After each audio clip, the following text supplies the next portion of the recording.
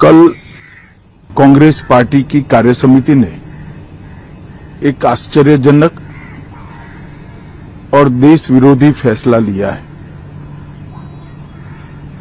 उन्होंने अपनी पार्टी के 37 के रिजोल्यूशन को फॉलो करते हुए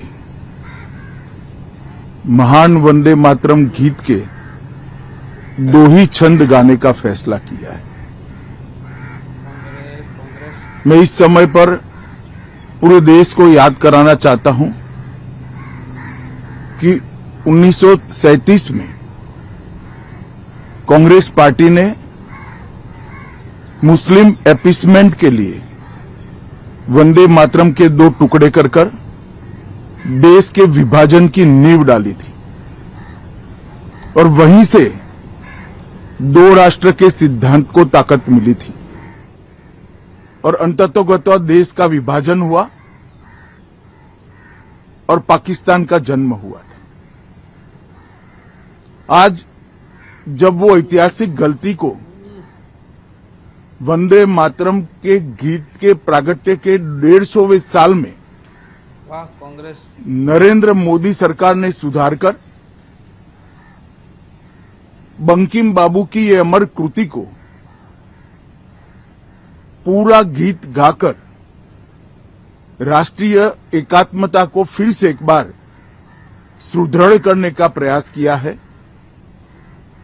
और सभी सरकारी फंक्शंस में इसको पूर्ण रूपेण गाने का जो निर्णय किया है वो निर्णय को कानूनी जामा भी पहनाया है।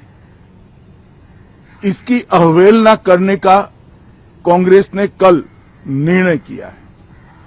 कांग्रेस का ये निर्णय केवल और केवल इनकी घोर तुष्टीकरण की नीति की पुष्टि करता है।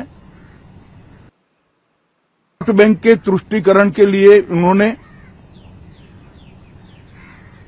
स्वर्गीय बंकिम बाबू के इस अमर कृति का न केवल अपमान किया है, वो लाखों शहीदों का भी अपमान किया है जो वंदे मातरम का नारा लगाते लगाते देश की आजादी के लिए फांसी पर चढ़ गए, जिन्होंने कई साल जेल में काटे। आज कांग्रेस पार्टी 1937 का अपनी पार्टी का रिजोल्यूशन मान रही है और पार्लियामेंट के एक्ट को नकार रही है।